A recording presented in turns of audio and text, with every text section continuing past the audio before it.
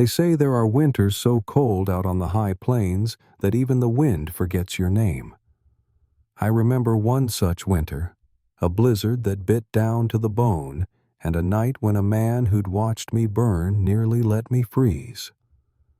Funny how sometimes the only way to set yourself free is to walk straight into the fire. I wasn't born a legend. Folks around those parts just called me May. I'd come up north with nothing left but stubborn pride, a patched-up coat, and an ache in my chest that was half hunger, half hope. The land around Stone Creek Ranch was white as bleached bone, hard, silent, and mean. When I arrived, boots crusted with frozen mud, I knew better than to expect a warm welcome. Cowboys don't like strangers, especially not a woman alone with stories in her eyes and a satchel that jingled less than an empty tin. I walked straight up to the cookhouse, where a circle of men stood near a smoky fire, passing a flask between red knuckles. Hank Dobson, the foreman, squared up first. His beard was gray and his eyes hard, like someone who'd seen too many winters and trusted nobody. "This ain't no place for strays," he told me. I held his stare, voice low as I could manage. "I'm not a stray, just a cook who can make a meal out of nothing but bone and memory." You could hear a coyote fart 3 counties away after that. Tommy Ray spat on the ground, made some crack about saloon girls and back rooms. Some of the boys laughed, some looked away. Only one didn't move. A man in a black coat, hat pulled down, leaning against the porch post.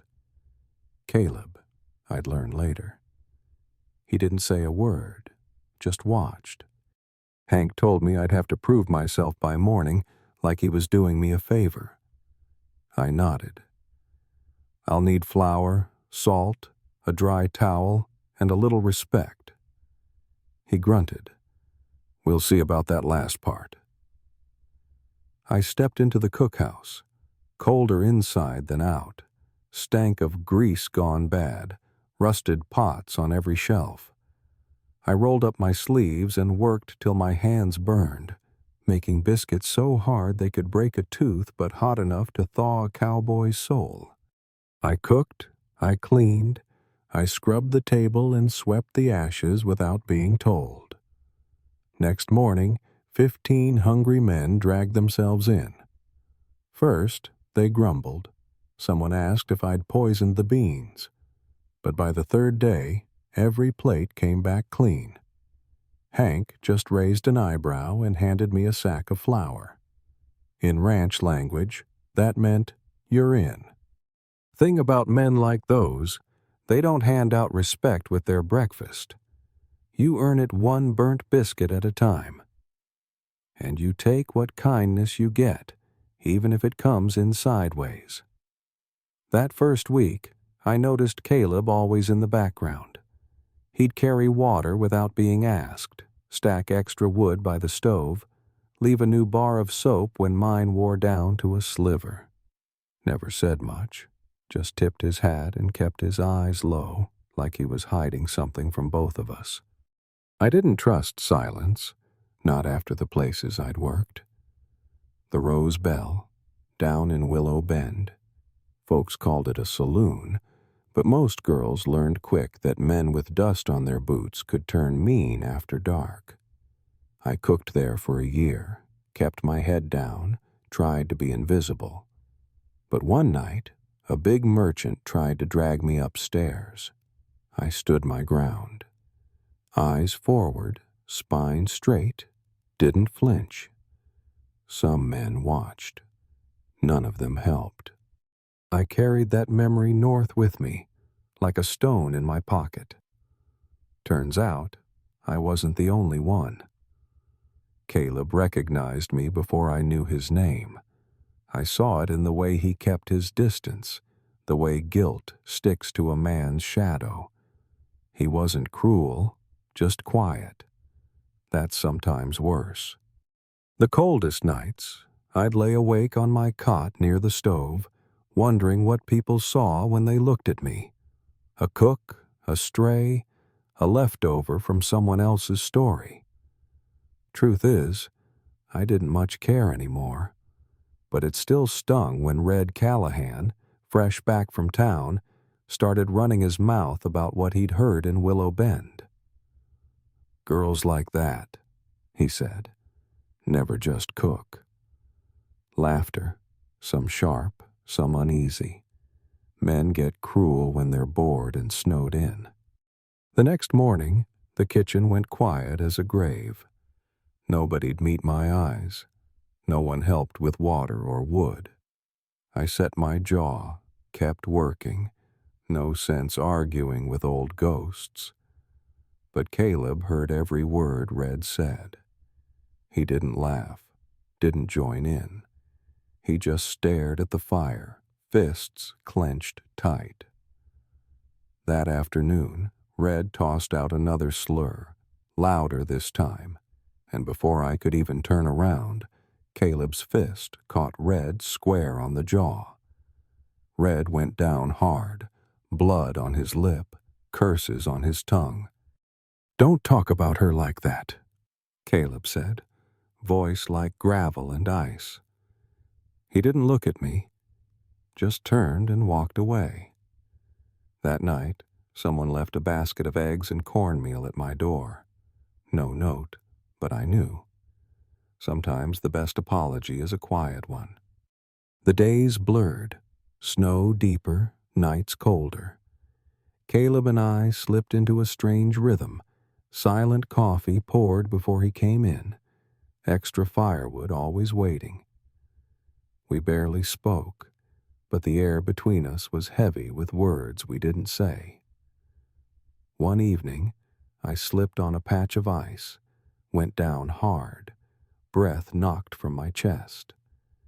Before I could curse, Caleb was there, arms around my shoulders, worry in his eyes. "You all right?" he muttered, helping me up. I nodded. He let go quick, like he'd crossed a line and didn't know how to get back. That night, I found myself thinking about him, his silence, his kindness, the weight he carried. There's a kind of loneliness in men who try to be good without asking forgiveness. I knew it well. Then came the fire. Middle of the night, a wind out of the north, a stray ember, and some fool had left timber stacked too close to the cookhouse wall. Smoke poured in before the flames. I must have been too tired to notice, because the next thing I knew, Caleb was crashing through the door, dragging his coat over me, hauling me out through the snow. His face, burned red by the heat, eyes wild, was the first thing I saw when I came to, coughing on his chest. For a moment, all the old stories and shame fell away. I was just a woman who'd been saved by a man who owed me nothing, but risked everything. We didn't talk about it the next morning. Didn't talk much at all, except the language of small things, strong coffee, a new loaf of bread, a mended sleeve. But something had changed. I started copying down my mother's recipes, dreaming, just a little, about a place of my own. And Caleb, restless, finally found the courage to speak. He came in while I was stirring onion broth, snow dusting his shoulders. "What did you used to think I was?" I asked, not looking up. He was quiet a long time, then said, "Strong, even back at the bell." I kept stirring, then asked, "Afraid of me?" "No," he said. "Afraid of what it said about me," that I stood there and watched. We sat in that silence, heavy as any blizzard. Then he told me his name, I'm Caleb Stone. Stone, as in this ranch. My father owns it. I let that settle. Everything made sense, and nothing did. You been wearing a mask this whole time? I said, voice flat. Didn't lie, he answered. Just wanted to earn my place, not take it. I turned back to the stove. Old habits. When you get hurt, keep moving. He waited, patient and silent. Finally, I ladled soup into a bowl, set it on the table between us. It's hot, I said, but it cools fast. He sat, took a spoonful, and said, So do most things worth waiting for. That night, before dawn, I packed my bag, one spare apron, a scarf, my mother's cookbook. I left the key, just a bent nail on a string, by the stove, and walked out into the snow. The bunkhouse was still dark, even the horses quiet. I paused by the porch, looking for Caleb. He wasn't there. You might think I left out of pride or pain. Truth is, I just didn't know how to stay, not after all the masks and secrets. Some wounds run too deep for a single winter to heal. I found a room in town, paid for a week, tried not to think about the ranch, or Caleb, or what might have been. But when I went to write a new recipe in my mother's old book, a letter slipped out, his handwriting, rough and honest. He wrote, If I could turn back time, I'd be the man who stood up for you, not the one who watched. You stood taller than I ever have. When you walked into my fire, it was the first time I felt warm. I sat there a long time, snow piling against the window. I didn't cry, just let the letter rest against my heart. Maybe forgiveness comes slow as a Montana spring. Maybe not at all. But I knew then, not every man's too late. Some are just waiting for a fire they can't ignore. That's how it happened out there on Stone Creek, in the long winter when everything burned and nothing thawed easy. Folks talk about legends, heroes and villains and the women who outlast them all. But sometimes it's just two people, a burned-down cookhouse, and a letter that didn't ask for anything but truth. Some stories, well, they don't ever really end.